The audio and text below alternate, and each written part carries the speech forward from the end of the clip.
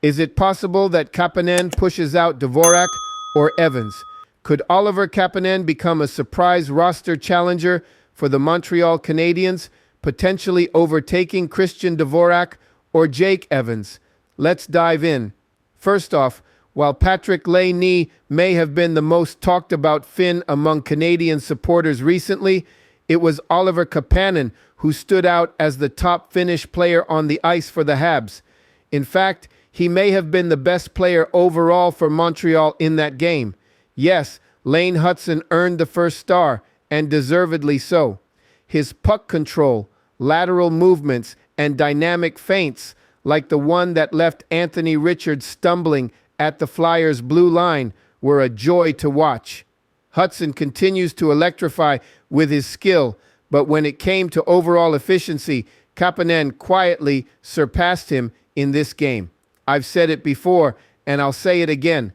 Oliver Kapanen reminds me of Patrik Laine.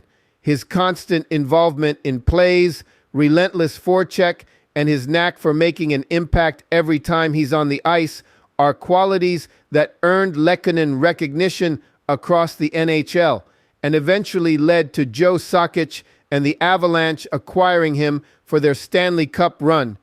But here's where it gets exciting. Kapanen may be even better in some key areas. He's faster, stronger, and has better hands than Laine, making his upside even more promising. Now, I know Christian Dvorak is penciled in as the third-line center, and Jake Evans has been tasked with anchoring the fourth line. But based on what we've seen so far, I don't think it's outlandish to say that Kapanen could already be more effective than either of them. He could also be competing neck and neck with Owen Beck, a player Habs management has earmarked as a future core center.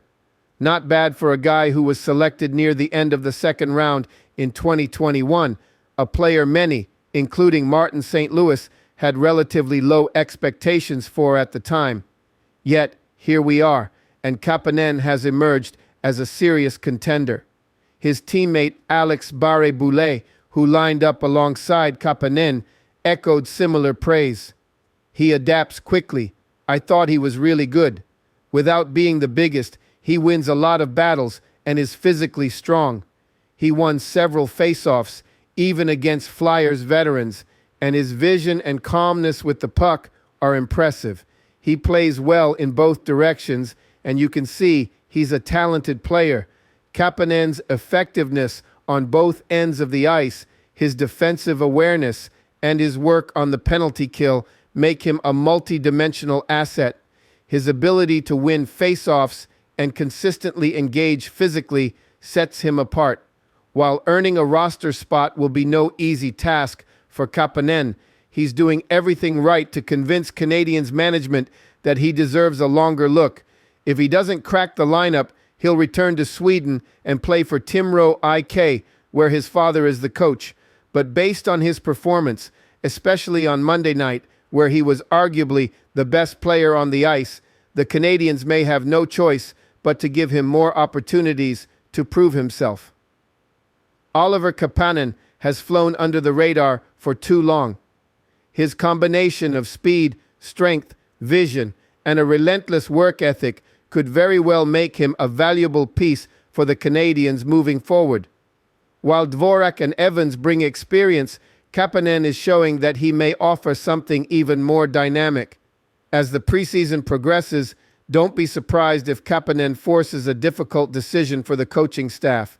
He's certainly making his case as a serious contender for a permanent roster spot. Thank you to watching another Habs Nation video. But before we leave, we invite you, don't forget to click on the like, subscribe to the channel, and finally let us a comment about this video. And remember, you have greatness inside of you, and we wishes you an amazing, great, and blessing day.